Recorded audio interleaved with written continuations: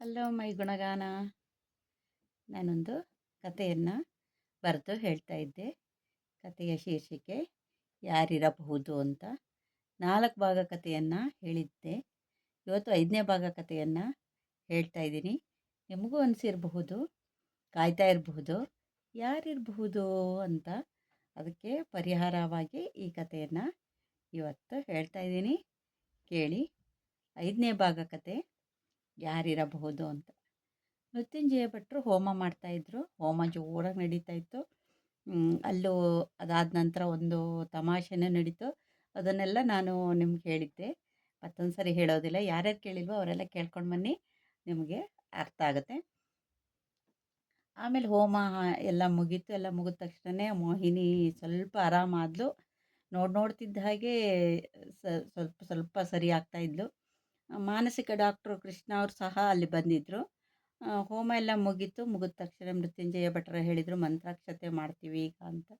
ಆ ಮಂತ್ರಾಕ್ಷತೆಯಲ್ಲಿ ಹೇಳಿದರು, ನಿಮ್ಮ ಮಗಳಿಗೆ ಒಳ್ಳೆಯದಾಗಲಿ, ಒಳ್ಳೆಯ ಕಾರ್ಯಕ್ರಮ ಮಾಡಿಸಿದ್ದೀರಿ, ಏನೇನು ಗ್ರಹಚಾರ ಇತ್ತು ಎಲ್ಲ ಪರಿಹಾರ ಆಯಿತು.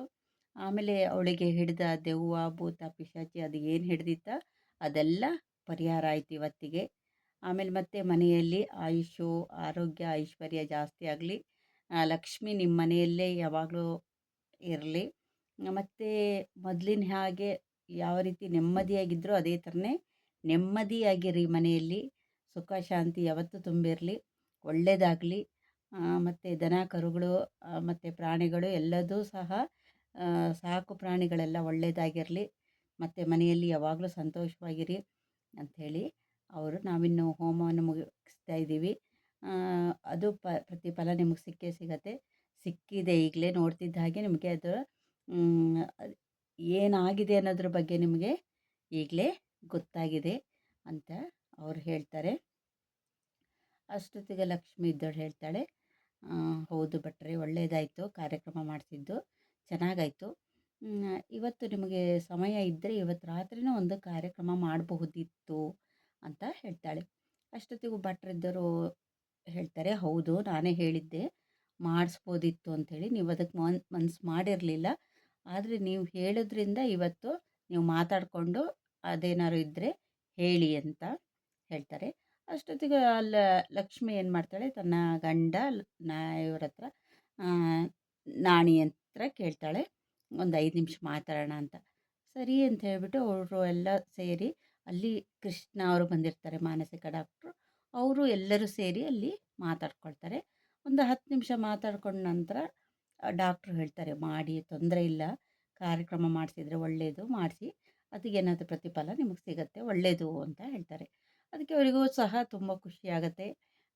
ಆಯಿತು ಅಂತ ಭಟ್ರ ಹತ್ರ ಬಂದು ಹೇಳ್ತಾರೆ, ಕಾರ್ಯಕ್ರಮ ಮಾಡೋಣ ಇವತ್ತು ಸಂಜೆ, ಅದು ಏನು ಹೇಳಿದ್ದೀರಾ ನೀವು ಅದನ್ನು ಮಾಡೋಣ, ನಿಮಗೆ ಸಮಯ ಇರಲಿ ಇಲ್ಲದೆ ಹೋಗಲಿ, ಪುರ್ಸೊತ್ತು ಮಾಡಿಕೊಂಡು ಕಾರ್ಯಕ್ರಮ ಇವತ್ತು ಸಂಜೆನೇ ಮಾಡಿ ಮುಗಿಸಿ ಬಿಡಿ ಭಟ್ರಿ ಅಂತ ಹೇಳ್ತಾಳೆ. ಭಟ್ರು ಸಹ ಆಯಿತು ಅದೊಂದು ಕಾರ್ಯಕ್ರಮ ಮಾಡೋಣ ಅಂತ ಹೇಳ್ತಾರೆ. ಆಮೇಲೆ ಎಲ್ಲರೂ ಆರಾಮಾಗಿ ಊಟನೂ ಮಾಡ್ತಾರೆ, ತುಂಬ ಸಂತೋಷವಾಗಿರ್ತಾರೆ.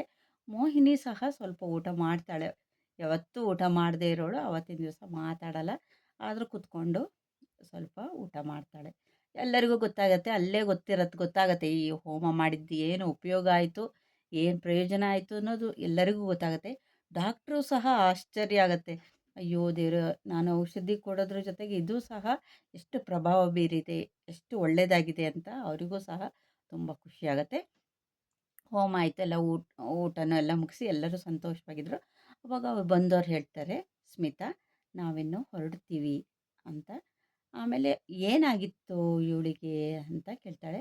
ನೀವು ಯಾವುದಕ್ಕೂ ಬಂದಿದ್ದೀರಲ್ಲ, ಲಕ್ಷ್ಮಿ ಹೇಳೋದು, ನೀವು ಯಾವುದಕ್ಕೂ ಬಂದಿದ್ದೀರಲ್ಲ, ಇರಿ, ಇವತ್ತಿದ್ದು ಸಂಜೆ ಕಾರ್ಯಕ್ರಮ ಮುಗಿಸ್ಕೊಂಡು ಹೋಗಿ ಹೊರಡಿ, ಅವಾಗ ನಾವೇನು ಹೇಳಲ್ಲ, ಬರೋದು ಬಂದಿದ್ದೀರಿ ಹೇಗುವ, ಇವತ್ತು ಸಂಜೆ ಕಾರ್ಯಕ್ರಮವನ್ನು ಮುಗಿಸ್ಕೊಂಡು ನೀವು ಹೊರಡಿ, ಆಗ ನಾನು ನಿಮಗೆ ಅದು ಏನಾಯಿತು ಅನ್ನೋದ್ರ ಬಗ್ಗೆ, ಯಾಕೆ ಹೀಗಾಯಿತು, ಅವಳಿಗೆ ಏನಾಗಿದ್ದು, ಅವಳು ಸರಿ ಇದ್ದವಳು ಯಾಕೆ ಈ ಥರ ಆದಳು, ಅದ್ರ ಬಗ್ಗೆ ಎಲ್ಲ ನಾನು ನಿಮಗೆ ಹೇಳ್ತೀನಿ. ಇನ್ನೇನು ಗುಟ್ಟು ಮಾಡಿ ಏನು ಪ್ರಯೋಜನ ಇಲ್ಲ, ನಿಮಗೆ ಹೇಗೋ ಗೊತ್ತಾಗಿದೆ, ಇನ್ನು ನಾನು ಅಷ್ಟನ್ನು ಹೇಳ್ತೀನಿ ಅಂತ ಹೇಳ್ತಾಳೆ. ಅಲ್ಲಿಗೆ ರಾತ್ರಿ ಕಾರ್ಯಕ್ರಮ ಶುರುವಾಗತ್ತೆ. ಮುಂದೇನಾಯಿತು ಅನ್ನೋದನ್ನು ನಾನು ನಿಮಗೆ ಮುಂದಿನ ಭಾಗದಲ್ಲಿ ಹೇಳ್ತೀನಿ. ಅಲ್ಲಿ ತನಕ ಕಾಯ್ತಾ ಇರಿ, ಯಾರ್ಯಾರು ಸಬ್ಸ್ಕ್ರೈಬರ್ ಆಗಿಲ್ವೋ ಅವರೆಲ್ಲ ಸಬ್ಸ್ಕ್ರೈಬರ್ ಆಗಿ, ಮತ್ತು ನಾ ಹೇಳೋ ಕಥೆಯನ್ನು ಕೇಳ್ತಾ ಇರಿ. ಯಾವಾಗಲೂ ಸಂತೋಷವಾಗಿರಿ. Thank you.